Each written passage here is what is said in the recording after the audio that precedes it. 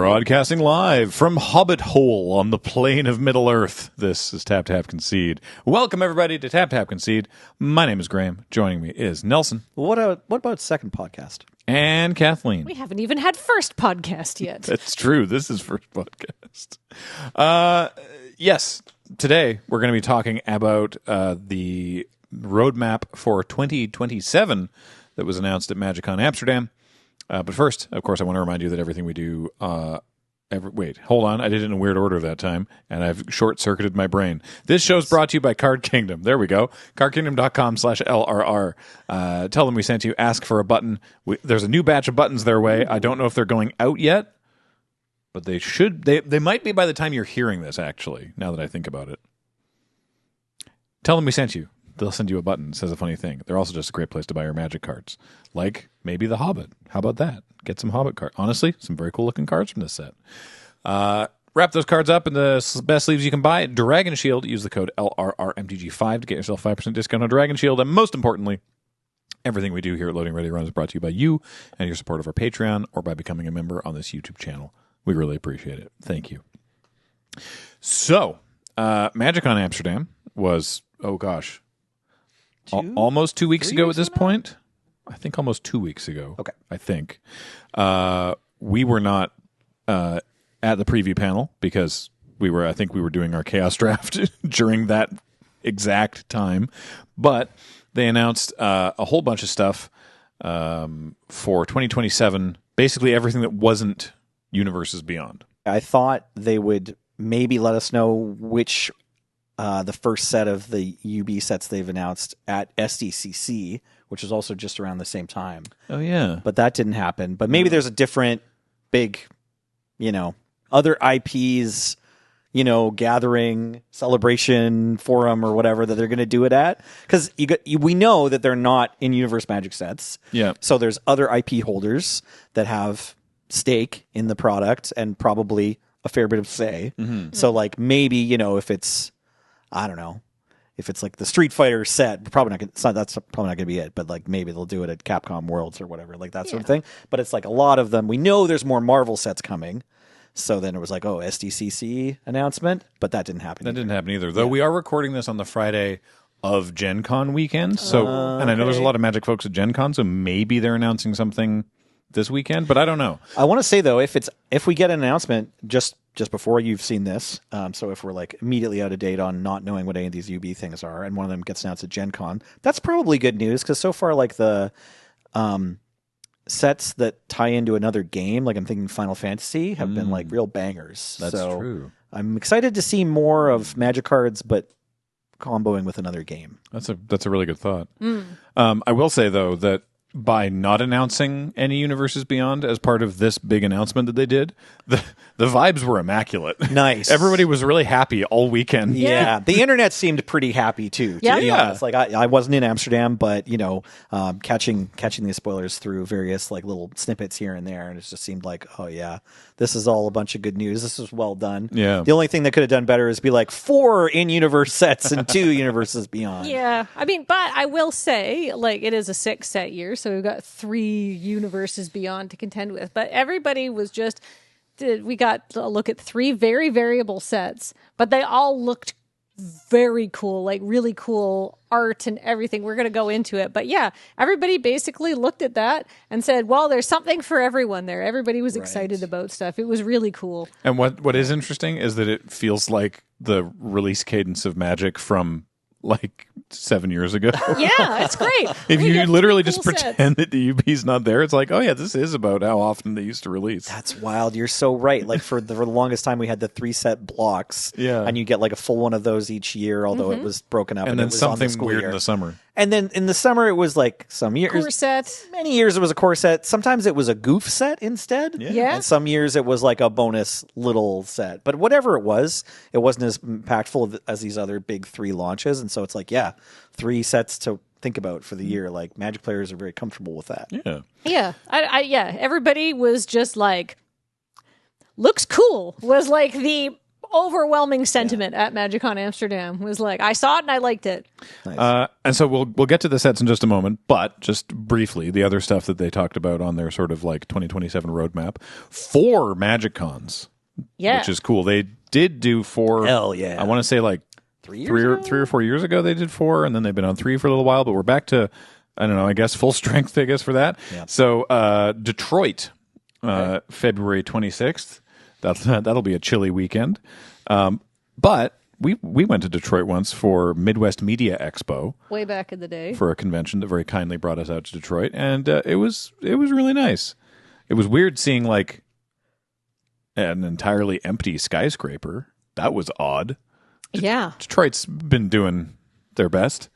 But I quite like Detroit. I underestimated how close it was to Canada. Oh, yeah. It's like, oh, it's right there. It's right there. Oh, it's like 200 meters. They're making out. Yeah. Yeah. Yeah. So, I'm from the West Coast. May 14th, MagicCon Tokyo. Hell yeah. Very exciting. I know a lot of people are really, really stoked about that. I think they were trying to do a Tokyo show a couple of years ago and something wasn't able to make it work, but they're back at it now. I'm excited that MagicCon's coming back to Japan, or going to Japan for the first time, I guess, technically as MagicCon, but big Magic gathering in Japan. That's really exciting. I'm a little nervous about May, because apparently that's like prime Japanese tourism season. Yeah. It will be expensive. Yeah, everything's going to be as expensive as it possibly can be, right? Which is weird, because like typically... Typically Detroit in February. Yeah, typically MagicCon... Vegas in July. Look, not to shade on it, but typically MagicCons tend to happen at like the worst time to go to a city. It was the one last year where it was like Chicago in February, Las Vegas in July, Atlanta in, when was it? November.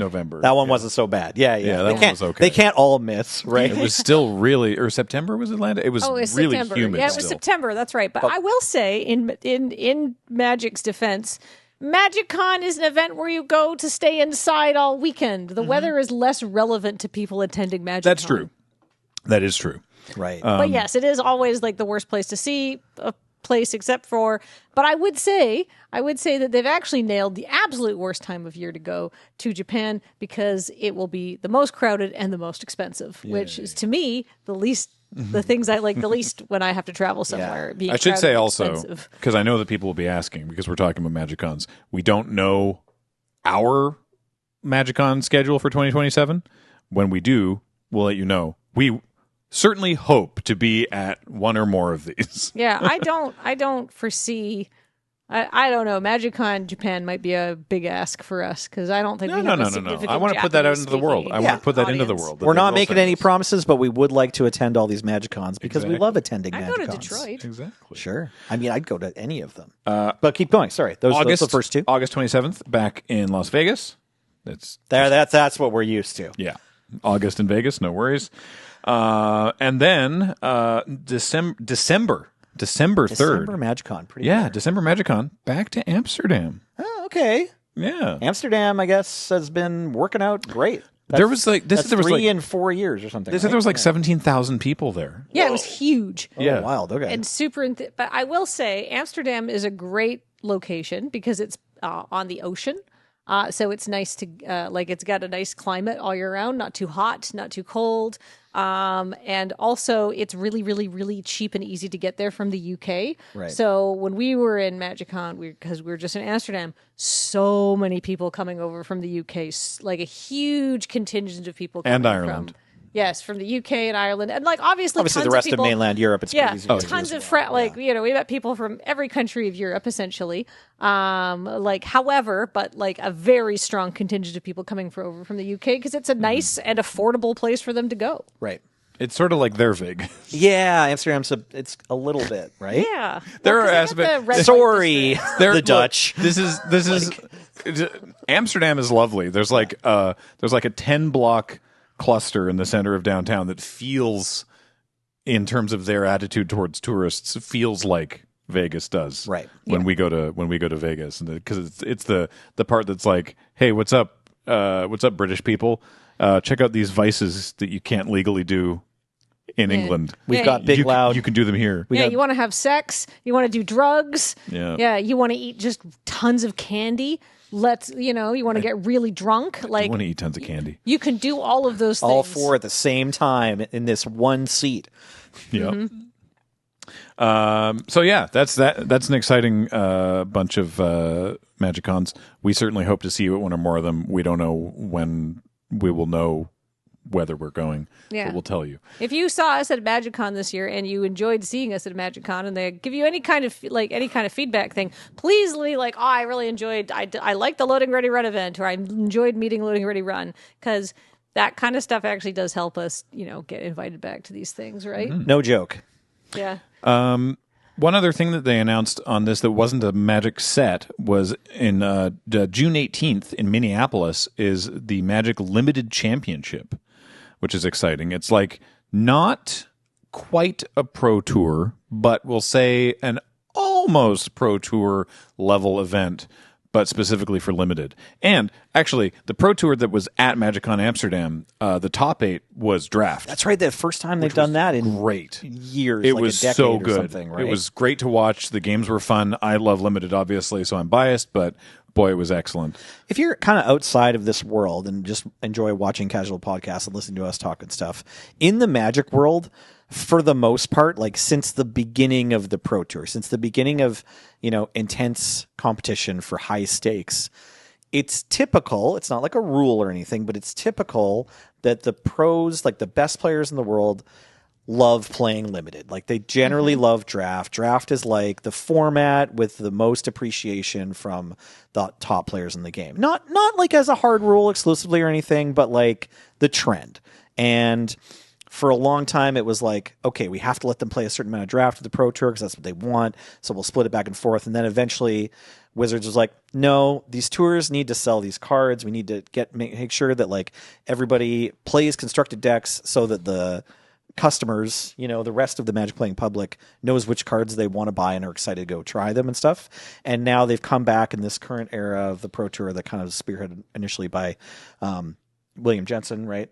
Now it's kind of there's a little bit of the pull back into the old ways and the initial virtues of the Pro Tour. So we've seen our first top 8 draft and all the excitement around that at this most recent MagicCon, and yeah, I'm here for it. Yeah, it'll be there'll be a $500,000 prize pool with a similar payout structure to the Pro Tour, and the whole top 8 gets invites to the World Championships. Oh, nice. So and this event, it's the first of its kind. Yeah, I believe. Do you know how you qualify? Because it's probably a little bit different than qualifying for the other Pro Tours. Yes. There will be 4 kinds of LTQs in 2026. This is on the magic.gg website. LTQ? I don't know what either of those first 2 letters mean. I'm sure the Q is qualifier. Tournament qualifier? Probably, yeah. I think so. Okay. Yeah. Okay. Yeah. Great. Is it a Pro Tour qualifier? Sure. Yeah. Sure. There will be events held at... So the LTQs will... Sorry, 4 kinds of LTQs. Okay. Events held at regional championships, events held at Spotlight Series events, events held at MagicCons, and events held on Arena. Oh. Ah. So there'll be arena LTQs that are going to cost 7,000 gems to enter and will award one person out of the 25,000 that enroll Something in it like that, yeah. an invite to the limited championship. There's no further info on that one yet. That's going to be a good weekend for Wizards of the Coast. But I mean, if you're that, but that's cool for say Spotlight Tour, because I mean there was already a lot of people playing in the main event at the Toronto Spotlight that we went to. Yes. And if you add a limited LTQ on top of that, my God. Probably means that the Sunday attendance will be trying to rival the Saturday attendance. Well, more so. That's sick. That's constantly the problem at through the Grand Prix circuit, and I'm pretty sure it's the same at the Spotlight Series. I remember the one we went to Toronto. They were the organizers were surprised at how many people were there Friday. Right, Friday being a big success was kind of a surprise, whereas they're used to Saturday, the main event day, being the most full, and then Sunday being okay, hopefully we get some people to show up. Whatever happens, we're into it. We have to staff to be ready for them to show up, but usually Sunday is pretty light. But if they have limited qualifier day on Sunday, then who knows? Yeah, maybe it'll be great for these Spotlight tournament organizers. Yeah. As somebody who went to a Spotlight tour last year and has been to multiple Magic Cons, I loved going to the Spotlight tour. It reminded me of basically it was like an old PTQ back in the day. Yeah, it was a good size, Yeah. Yeah, it had a nice size. It was like a couple thousand people. Everybody just wanted to play Magic. I just played Magic all day. It was great. You were just... There's something about playing in that room. We were at Queen Elizabeth Hall or something. I can't remember what it's called exactly, but this room in Toronto where it's you can fit 2,000-3,000 people in here, and they can all be playing Magic at the same time. And it's just it wasn't too overwhelming. You didn't feel like we just hung out. We were there, and we had start times events and stuff. But I don't know. The MagicCon, there's more of a sense of oh yeah, I got to get to that next thing. Yeah. You're a bit more and I think this is true for everyone who's just there on a pass or whatever. The participants are more okay, MagicCon's kind of like a job. You got to show up to it and make sure that you're not late for your event that's starting, and you've got another one after that. You've got a packed schedule for the weekend, whatever it is, and it just felt like there was more time to hang out and chat with people at the Spotlight It was great. series. Yeah, I guess this is we've hijacked the podcast slightly, Nelly, for Nelly and Kathleen You're fine. to speak fondly of Spotlight series and smaller events. If you haven't done a Spotlight series, especially one that's kind of in your own area, if you can make it, I would recommend it, even if it's not your favorite format, just because that level of Magic gathering is missing. It's sweet. Yeah. Ruled. So anyhow, sorry. No, if you're curious, the event's at Spotlight Series. It'll be a sealed deck Swiss tournament feeding into a single elimination booster draft. Top 4 players of a Spotlight Series LTQ get to go to the limited championships. Oh, nice. Regional championships, same sort of tournament structure, but the number of invites to the limited championships from those will vary depending on how many people are involved. That makes sense. So anywhere from 1 to 2 probably. Yeah, and that's the same for MagicCon as well. The first of these events will be held at MagicCon Vegas 2026. Well, that didn't happen in the past. Or maybe it did. Was this announced a while ago and we're only just talking about it now? Maybe we missed it, or just had a lot of other things to talk about that week, or didn't show up. This was record a TapTapConcede. This was announced in October, so I guess we just sort of missed that part. But they reaffirmed it at Amsterdam and put it on their on their roadmap. WotC announcing things that they've already announced in the past. I love it when that happens. It's by far my favorite of the 2 options we get, which is WotC quietly not talking about something they have announced in the past. Yes. And we've had plenty of both. Yeah. So. And us going, hey, this where thing's is that? still happening? Yeah. Where is next year's F&M championship happening? Yeah. I can't seem to find any information about it. Yeah, it just seems to. Anyhow, that basically lots of cool opportunities to go play Magic and to qualify for this new limited qualifier or limited tour championship. Limited championship. Before we move on to the sets, one last thing about MagicCon was among the many, many lovely things that we were given at the MagicCon, which you'll see over the course of stuff, is this collection of mana rocks, which James, I think is delightful. Do you want to switch to 7 so they can get a better? Maybe Graham could hold one up. It's we've got better zoom. Yeah, they're literally just rocks. It's like gravel, it's just painted on stones, but they look great. They painted the mana symbols on and wastes. All 5 mana symbols and the wastes on they picked some really nice flat rocks. They all sit really well. Honestly, I said it looks like gravel. They're a little bigger than that, and they have a flat side. Yeah, it's not just gravel. It was just funny because I was like, well, now I have a Ziploc bag full of just rocks that I need to take back in my luggage. Was that a fun moment at TSA? Oh, you probably checked it. Yeah, I did. Okay, yes. Okay, great. Yeah. But it was genuinely a cool gift, and they're gonna go find a home on the shelf. But I thought, why not show them off for one podcast? We got mana rocks. The Moonbase kitchen right now is full of amazing treats that you've... So many treats. Oh, yeah. Thank you for bringing home chocolate. Appreciate it. Okay. Sets. In-universe Magic sets this year. First of all, I'm just happy that we're back to 6. Yeah, they said the whole time that the 7 was an aberration and that we'd be going back to 6. That is the case. Hopefully it stays there. Hopefully it's at least 3 in-universe Magic sets. We're going to make peace with 6 sets. Yeah. So first up, February 5th, Noctis, the Sunken Realm. An endless ocean, it says here. Vast cities beneath the waves. Gods that command the currents as they swim alongside their followers. This is Noctis, a plane rich with brine and opportunities for adventure. This is the underwater set that was, I think this was this like Great Designer Search or something? They've been talking about it as a concept for a while. I know that like Mark Rosewater years ago was like, here are like single line concepts we are considering, and one of them was like a totally underwater plane, or sorry, a totally underground plane, which ended up being Lost Caverns of Ixalan, which was not totally underground, but like a lot of it happened underground. Yeah. I want to say that like the cowboy thing came up. It's Western theme was on his short list or something. I bet cowboy theme set has been on the short list since like 1996. Probably, yeah. Yeah. It sort of felt that way. Yeah. But yeah, underwater set. This is the one that we know the most about. Mm-hmm. What's up? Well, I was going to say, I think this is the one that we in the room probably know the most about because Graham. Yes, so I was privileged enough to get to be on the creative text team for Noctis, which I'll tell you, when they announced it is when I learned the name. Yeah, when it was I was just like set name for you. Yeah, the code word was Amsterdam. Oh, okay. So that happens to be where they announced it because they were moving to like a code names of like world cities, and so Up from sports. A was Amsterdam, right? And so when working on it, we didn't actually know the name of the plane yet because they were still working on that, but it still had an amazing world guide to work from, which was terrific. And the reason I say privilege is because like this was the first opportunity that I've had to work on a brand new plane in the creative text things that I've worked on for Wizards, and it was really, really neat. It was really fun having opportunities to be like, hey, I'm trying to write something about this, but how does this work? And then our editor being like, I don't know. How does it work? You tell me. Nice. Right? So and sort of cool. like, ooh, Sure. we get to affect the lore. So that was super, super cool. And again, we don't know exactly how this was a while ago, and I don't retain what the cards do or like mechanically. And we never know exactly what of our text gets picked until we see the final cards in print. They don't tell us these things.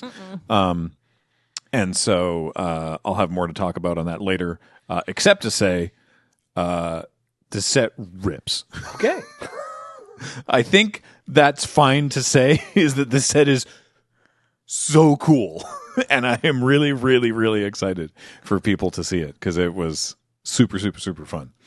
But yeah, there's a trailer out for it where they talk about a bit of the sort of the setting and what kinds of creatures are there. They've shown off obviously merfolk. Right, we're gonna have merfolk in Obviously. more colors. Yep. Because we have them obviously primarily in blue throughout Magic history, but also in green and white in various iterations. But I guess we're getting red and black merfolk. Well, we've had some black merfolk already too. Yeah, all of the in Shadowmoor. I was about to say, But I don't know if we have a red merfolk yet. So that's I think we might. Okay. Like a 2-color, like there's clearly like a Talrand kind of like storm. yeah. Wait. Yeah, sorry. Wait. Merfolk Goblin, the pinger, is a merfolk, isn't it?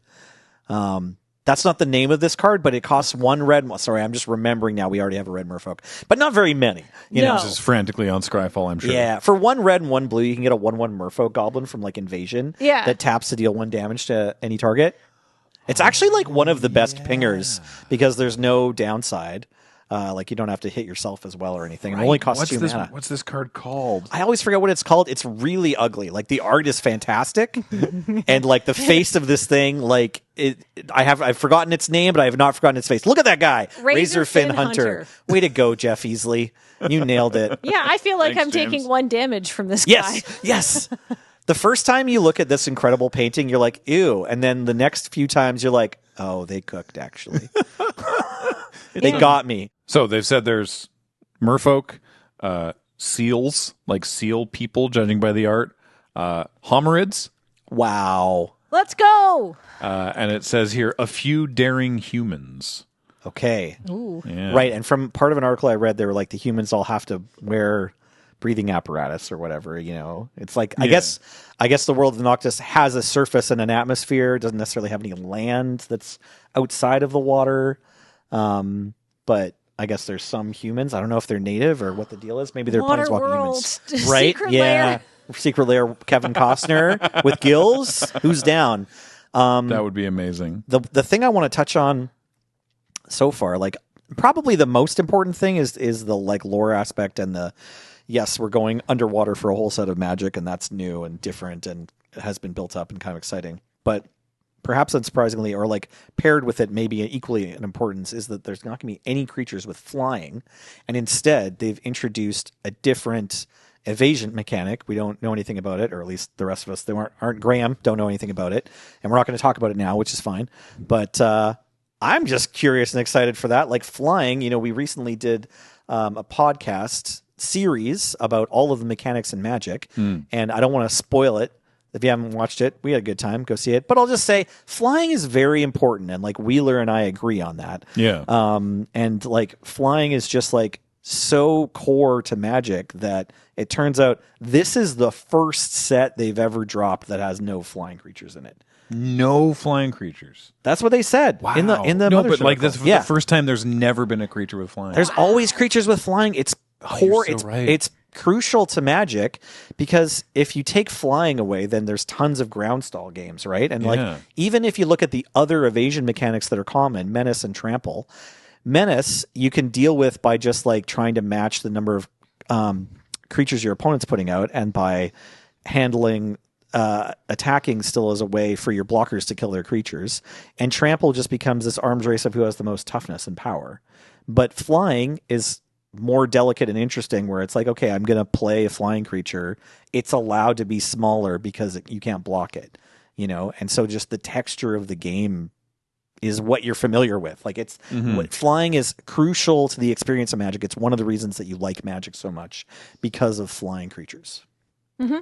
So I'm very curious what they're going to do with that. I did see some very good jokes that I will neither confirm nor deny, obviously, but some very good jokes about, really curious about this seahorsemanship mechanic. That's a good one. Amazing. I love it. Yeah, hopefully it's not just land walk. That's another joke, hopefully. Well, that's also not. They said gonna it's work. going to be a new thing, right? Yeah. Like, I think they said it's got a new mechanic. Sea walk. There's a Wait, there's that's like just swimming. Maybe it's swimming. Who knows? I don't know. There's we like gotta move on. propulsion. I don't want to get Graham Oh, into it's a fine. No, you're situation. fine. Sure. I was going to say there's like a 2-minute trailer that you can watch with some of the sort of like high level creative folks talking about it, and there's a bunch of concept art in the trailer. So there's a lot to enjoy, to whet your whistle for February. I'm excited. It's been so long since we've had a new plane. Let's go. Yeah. The next one, just in time for my birthday, is we're returning to Kamigawa. Oh, let's go. And specifically, it's called Kamigawa Titan Breach. Because for whatever reason, and we don't know why, and hopefully it will be explained, but Ikoria has decided to try and invade Kamigawa. Like the whole plane? Well, some big creatures from it. So basically what we're getting here is we're returning to the Neon Dynasty era of Kamigawa for Mecha versus Kaiju. Yeah. It's Kamigawa's Mecha versus Ikoria's Kaiju. Sick. This is very exciting. This was the core of the announcement for me. I'm like the most hype about this. Okay, I know that our friend of the show, game designer Daniel Holt, I believe his Kamigawa loving mitts are all over this set. Yeah. And in a very dude knows his stuff. Our also friend of the show, Chris Mooney, they worked on the set. Okay. This is the one I am least excited for like a personal lore reason. I'm not a big Godzilla movie mashup fan, but I like finding out more about what's going on with Ikoria post Omen Paths invasion, and I'm interested to see how Kamigawa is shaking out, because I'm going to say from a Vorthos perspective, I think you have 3 technologically advanced, powerful planes in the Magic universe, one of which we know is Ravnica. the best plane in the Magic universe, right. No, the other one is Avishkar, which is also, I would say, even more technologically advanced than Ravnica, but is less centrally located. And I'm serious. Yeah, sure. But the third one is, of course, would be Kamigawa, which is also a very prosperous, wealthy, technologically advanced plane. And I was like, how are we going to see these three larger entities make maneuvers for power over the smaller planes? Love that kind of stuff. But maybe Kamigawa is going to be busy handling their own problems and will not be embarking on this multiversal dominance kind of scheme. Right. So cool. Yeah, the elephant in the room, as soon as this set gets announced, is like, wow. I guess they had to just like go out of their way to make a set specifically to sell us like Pacific Rim secret layers or whatever. Like there needs, Godzilla secret layer and Godzilla treatments have got to be coming back with this, right? Because it's like, how many different IPs could be getting in on a secret layer of mechs, like giant mechs versus giant monsters? Gundam. Like, yeah, Gundam, maybe Evangelion. Like, I mentioned Pacific Rim, but like that's not the only movie that like did that. Evangelion secret layer would bankrupt half of the Like, can you imagine if there's an Evangelion secret layer for Titan Shift? Oh, I can imagine. Yeah. That'd be incredible. I can see the dollars. I can see the money flowing out of my bank account. Yeah. But like the point being, like, And Evangelion they'll license to anybody. that's true. That's true. There's so many weird products. It's cool. Like I said, I'm not like the most interested in like this. I think we've learned from the overly like top-down mechanic themed hat sets, the Thunder Junction, the MKM, and the Aether Drift of like, we need something other than monsters fighting mechs, right? Sure. I think so. I'm cautiously optimistic that this will be a cool showcase of both these planes and also a cool thing that's happening, but, still allow us to get some deeper storytelling to see how these worlds have changed since the invasion. I mean, I will say that when Gavin Verhey was up here filming you've seen a couple of things that we shot with Gavin already. Including a crap shot that we're like, what if we make this? What if we like do this funny sketch? It'll be like a magic thing, and then we're like, this is just a crap shot. So anyway, if you haven't seen that, but he was like, hey, do you have any? Were you working on any creative text? Do you have anything else coming up? And I was like, well, I was working on Amsterdam, and I'm really really excited about it. I think it's going to be a super great set. And he was like, I think in any other year that would easily be the best like in-universe Magic set of that year. In 2027, I think all three of them are amazing, and I cannot pick which one I'm most excited about. Wow. And I was like, damn, that's really exciting to hear, Gavin. Yeah. So I'm really looking forward to that. I'm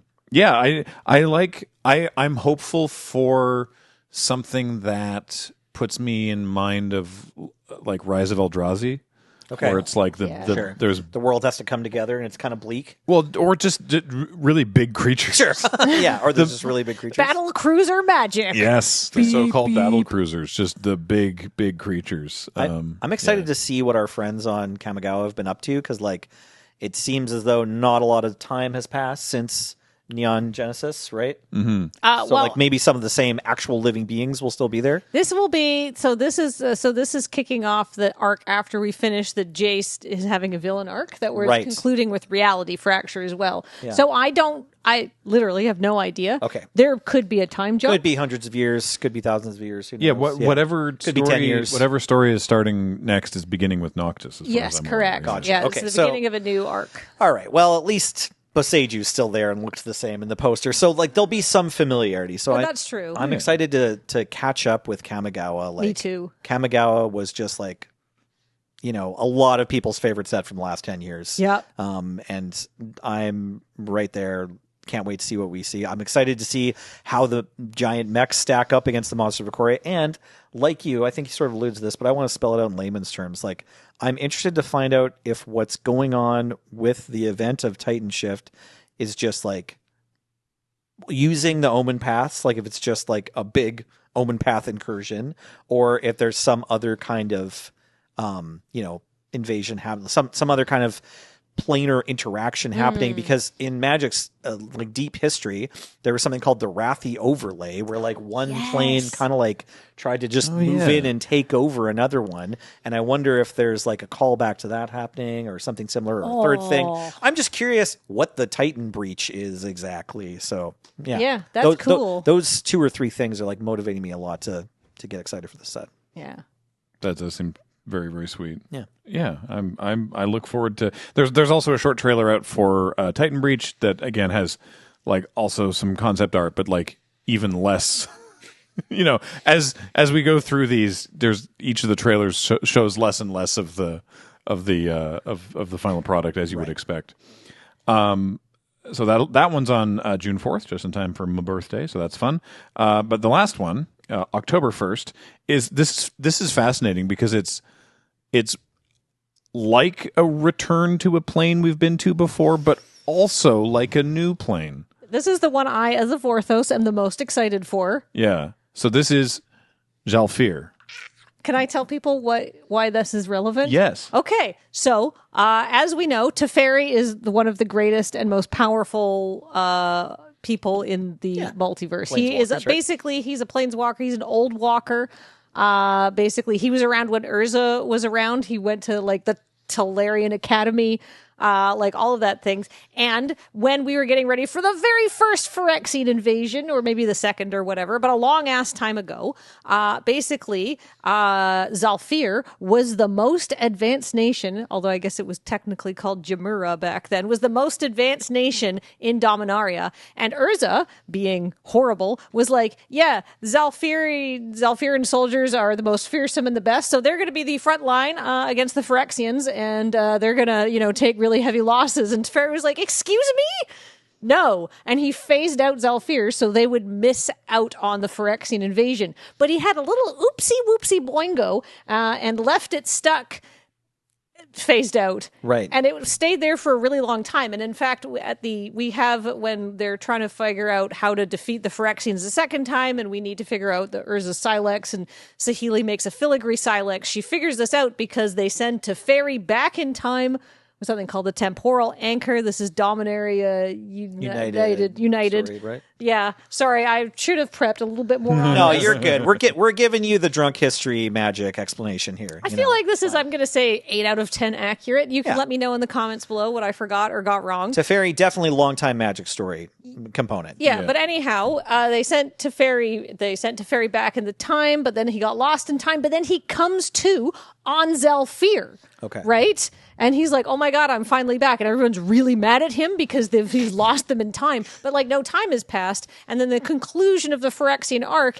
is Ren, in control of Realmbreaker, reaches out through the blind eternities to her friend Teferi, because they're very close friends, and then in sort of a final act of sacrifice, destroys herself and Realmbreaker to swap Zhalfir and Phyrexia's places in the multiverse. So Phyrexia goes to this weird hidey hole that Zhalfir was in, and Zhalfir comes back into where Phyrexia is. And they sort of like overlay the plane. All of these Zhalfiran soldiers show up and they're like, hey, killing Phyrexians. That's what we were told to do. And then, all this chaos is going and stuff like that. And that's sort of like, and then Ren dies and Teferi's left with an acorn, and it's very sad.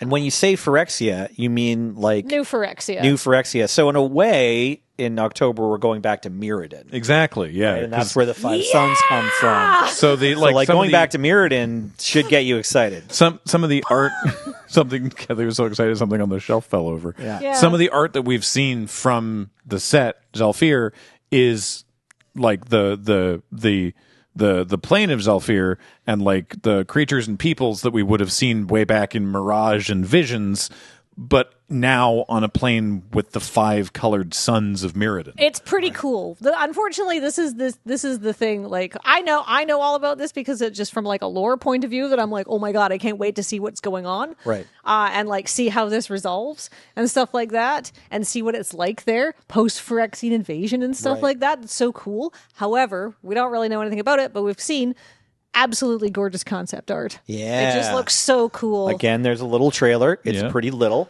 but it's pretty sweet. They though. give you a clue. Something that they talked about, which I thought was really, really cool, was that when you it's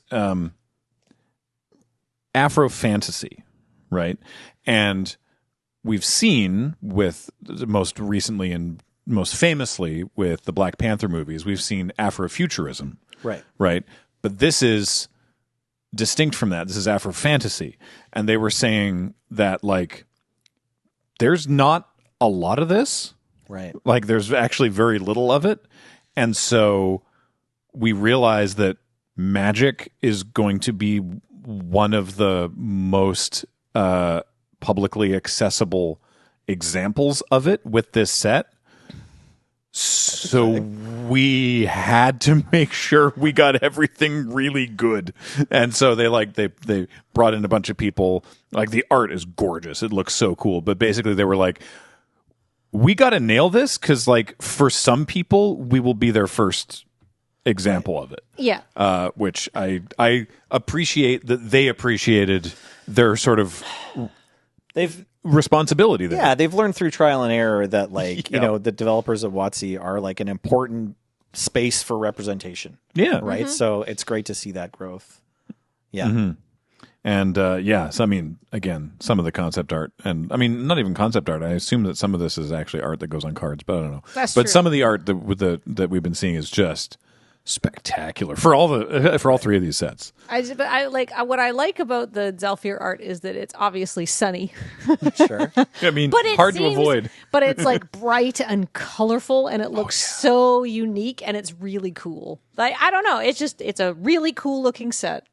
Yeah, and you said before, but it bears acknowledgement, I think, one more time, just that this set has a really exciting blend of, we're going to a new place because there's so many questions you might have as a person interested in the lore of Magic that you deserve to have about Zhalfir. But again, it's also somewhat familiar. That's some of the best stuff in creative work when you can play with the familiar and the surprising. So it's set up to be pretty cool.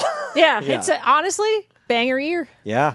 Yeah. Those three sets look really Because good. like Mirage and Visions were like right when I was starting to play, right? Like And right they were around also like quite Ice near Age. the beginning. Yeah. Yeah. Like Mirage was the second full block of Magic, so probably came out in 1996.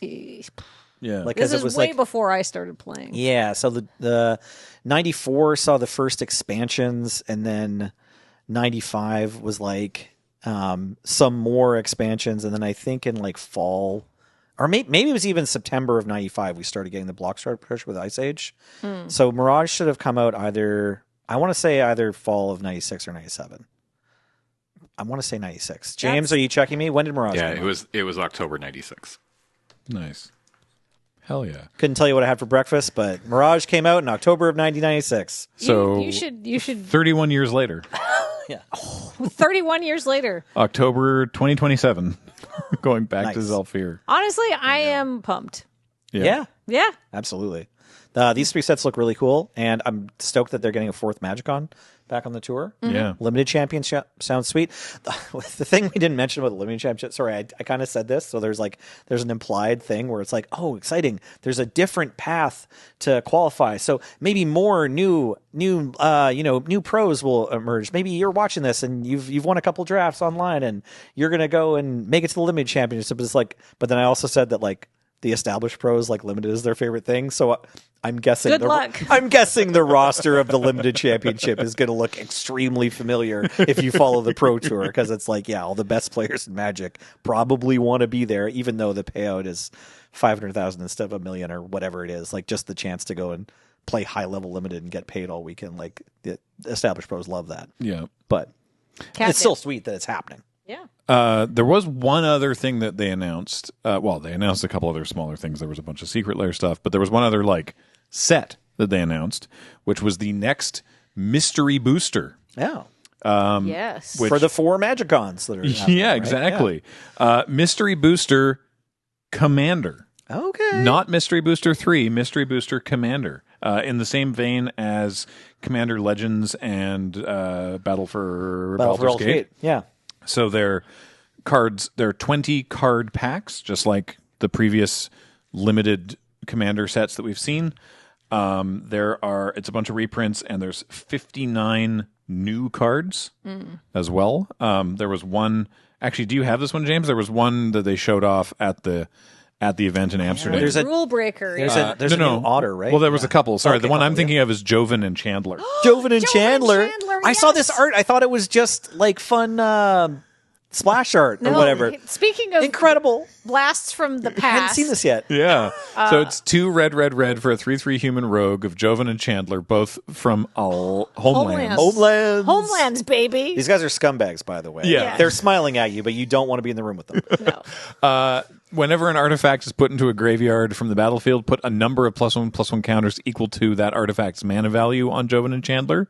And then for red, and tap, gain control of an artifact until end of turn, untap it gains haste until end of turn. Also featured in the art of the card is one of Joven's ferrets and the ebony rhino. Oh, yeah. Adorable. Which are also cards from Homelands. I love this. Yeah, it's pretty sweet that they're doing this. Yeah. Joven and Chandler were, as I said, individual cards from Homelands. The other one that we saw, the other card from the Mystery Booster 3, or Mystery Booster Commander rather, was Tolabo, Loch Rascal, another broken otter, 2 blue for a 3/2 otter. The second ability is whenever you cast an instant or sorcery spell, you make a 1/1 blue and red otter creature token with prowess. We saw those otter tokens in Bloomburrow. So for 4 mana, you just get level 3 of that class, I will right? say Loch Rascal implies this is an Eldraine otter. Ooh. Oh, it does too. Right, the locks, yeah. And it's got little horns. Yeah. Yeah. Okay, yeah. Could be Forgot about that. Eldraine coded. Yeah. But then it has this other ability, Rule Breaker, which reads, a deck with this commander can have instant and sorcery cards of one additional color not in this commander's color identity and any basic land cards. So if this is your commander, then you'd be mono blue, but you could hypothetically also run, for example, red instants and sorceries in your otherwise mono blue Tolabo commander deck. Yeah. Yeah. Hot take, I think this is actually fine. Great. All right. My hot take is I hate it. Okay. Well, I'm going to say I was like, huh. And I talked to Tim Willoughby, who's on the Commander Advisory group or whatever like that. And I was like, what can you tell me about this? And he said, okay, ignore the rule breaker thing. It just says it can be like blue, black, blue, red. But like, it's not a very good ability other than that, right? Like, it's a pretty mid commander. Oh, yeah. And you're not getting the creatures of that other color. Mm-hmm. It's just basically giving you flexibility without them putting the different colored mammoth pips on there, because then it's a 5-color commander and then it is broken. Yeah. So I think it's actually like power level is low enough that I'm fine with it. Which is sort of, this is interesting, because that's my argument for then what's the point? Because this isn't, you're right, this isn't that amazing. Yeah. And also it like takes away one of the sort of the fundamental deck building limitations that breed creativity of the commander format. I mean, doesn't this feel like it's very purpose built for limited commander? Yeah. And that it has no place in normal commander, and I agree with you, Graham. But like for the limited set, I kind of love this idea because it does give you a little bit more flexibility when you otherwise might just be in a really bad spot and need a couple more playables. Yeah, but you already had that rule with Battle for Baldur's Gate where it's like you'd get when you're drafting whatever. it. Well, when you can take the prismatic everyone's Piper. partner. The rule was in the draft only, monocolor commanders have partner. Right? Yeah. So if you have a blue commander and a black commander, you can just say, I have a blue-black deck, and these are both my commanders. Yeah, this is essentially like kind of like that, but in a even more limited way, because you, like I said, you don't get the creatures or anything like that. Except this is printed on the card and works outside of limited. Just quickly, True. Was that in Battle for Baldur's Gate? I thought that was just at MagicCon drafting Commander I think it Legends. is. I don't know if that was an official rule for changing how like all tournaments were supposed to work. I thought it was just like when I thought it was like house rule at MagicCon. But maybe I could be wrong. Quite confident that it was actually part of the rule of that. You Okay, could I also want to say it was do- Commander Masters, not Battle for Baldur's Gate. Yeah, Because Battle for Baldur's Gate had all those uncommon enchantments. Sorry, that were your second color. You're right. I'm thinking of Commander Masters. Okay. Yeah, Commander Masters had it, but also there's also like the Prismatic Piper, which has existed in these limited commander formats where it's like, look, you might be screwed and we're giving you something that's bad, but it lets you play whatever you want, right? You're correct, by the way. Commander Masters draft, you may play any two mono-colored or colorless legends as though they have parts. Okay, that rule was just printed on the box. It was for the draft specifically. That's cool. Yeah. That's cool. I guess I just only ever drafted that at MagicCon, and I was used to Gavin telling me like weird rules that were only for that tournament because there was plenty of that weekend too. Also very true. Yeah. I don't know. I don't want to get into it because like by and large I'm very positive about everything that was announced. I just feel the same way about this rule breaker thing. The thing is, maybe there's other cards with rule breaker that have other totally different abilities. We don't know. That's true. But it feels the same to me as like the hybrid mana thing, where there's Wizards is like, hey, what if we just make hybrid mana only be one of the things? What if Surge is finally proven right? Yeah, and I'm just like, I don't see like the argument for like, well, it's not a big deal to me is like, well, then why bother? And also that it like to me it is confusing on the face of it in terms of the rules of Magic. If you have a red-white hybrid card, it is red and it is white, and so saying like, well, then you can play it in your mono-white color identity commander deck, to me doesn't make sense because it is still red. Like, yes, it is white. It also is red and shouldn't be in there. Yeah, and I'm just sort of the opinion of like, the deck building limitations of Commander, there's already so much you can do within them. They give you some kind of direction, whereas if it's just like actually nothing matters, then it's less interesting to me. Yeah. Make the sky any color you want. Yeah. So yeah, I'm not.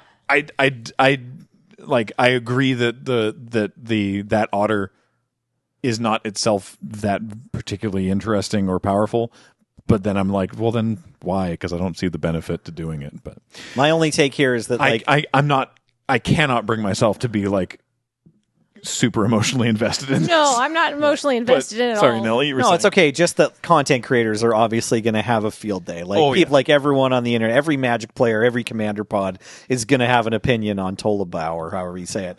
And I don't super care. Like that should be unsurprising. I'm not like a deep Commander player, but like, yeah, James had it, I think, most succinctly, where like if this was a blue-black or blue-red or blue-white or blue-green Commander, it would be like, okay, no one cares. You know what I mean? Yeah, Like it's exactly. like, no, this isn't breaking anything open wide. And so yeah, probably for limited, it's sort of like this version or this set's version of partner with or just partner, I mean, or the background enchantments. What I'm more interested in is whether or not Mystery Booster Commander will have more success in getting Commander players to play limited. Because, man, I still think that, like, the second time they tried, like, Commander Legends came out. It was cool. It was okay. It wasn't super well received, and it wasn't the best limited set they'd ever made. But then the very next Commander Legends, Battle for Baldur's Gate, like 2 years later, basically was the best limited set of Magic that they've ever printed. Like, so like good. Battle for Baldur's Gate is so much fun. I will not stop harping on it. And then Commander Masters was pretty good too. So Commander players have been given lots of opportunities to be brought to limited, and it hasn't happened yet in a big way, in a noticeable way. But like, at least from where I'm standing, like We're trying again, though. yeah. But hey, maybe this one will do it. Join us. One thing I am curious about that they haven't said is that like one of the things that I love about Mystery Booster 1 and 2 and how they feel like drafting this massive cube is that they each have like 1,600 cards or whatever. Yeah, it's 15 sets or whatever, right? Yeah. How big is Mystery Booster Commander going to be? Oh, right. Maybe it needs to be even bigger. Right? There's only 20, so it should be at least 33% bigger. right. But maybe it needs 20 to cards be to a pack. maybe it needs to be 200%. But bigger. like I don't know. there's 59 new cards. Is it going to be a thing where you have like there's a new card slot in every booster? Right. Like, Otherwise, or your how- chances of seeing them are so small. Yeah, exactly, right? Like, if it is like 2,000 cards in the pool, seeing one of the new 60 cards would be very unlikely unless there's a special slot for it. But also, like, I don't know. I just hope it's huge. I hope it's unpredictably large. How? Let's go ahead. Oh, I can say I hope it's that, but I also genuinely hope they have a special slot for it. Otherwise, though, like any rare is going to be ridiculous, Preposterous, to get. How likely is it they had a conversation about this at WotC and they're like, yeah, no, it should be bigger. It should be more cards. And we already have a lot of cards, but this one should be even more cards. And then they're like spitballing together, they're brainstorming how many it should be. How long did that conversation go before someone in the room was like, what if every card in Magic was in this set? 70. How many cards is that? Thousands? 20,000, 15,000, something like that? I don't know. I'm not sure how many cards. They keep dropping more every year. Although maybe next year they're dropping less than this year, right? Yeah. They have to be. Statistically, I think so, yeah. 6 standard sets versus 7. Unless they make the set sizes larger, but they That's don't true, usually 'cause do that. We have some small sets this year. They don't usually That's do that. true. but So I they don't could. actually know how that all shakes out. There's no rule that every set has to be the same size. You know. That's true. All right. 6 500 card sets. Anyways, whatever number of tens of thousands Yeah. of cards there are in Magic. So broadly speaking, very much looking forward to Magic in 2027. Yep. These 3 new sets look really sweet, and I'm excited for all the other stuff that they announced. How do you feel about it? Let us know in the comments. That is your call to engagement. Thank you very much for listening. But that's going to do it for Tap Tap this week. Reminder, of course, that the show is brought to you by Card Kingdom, cardkingdom.com/LRR, LRRMTG5 on Dragon Shield, and you can support us directly at our Patreon or by becoming a member on this YouTube channel, and we really appreciate that. Until next time, I have been Graham, joined by Nelson. Neon Genesis Kamigawa, actually, though. And Kathleen. Let's go Zelfir. James has been on tech. Heather Gets These Online. Thank you all so much for watching and listening. And we'll talk to you next time. Bye.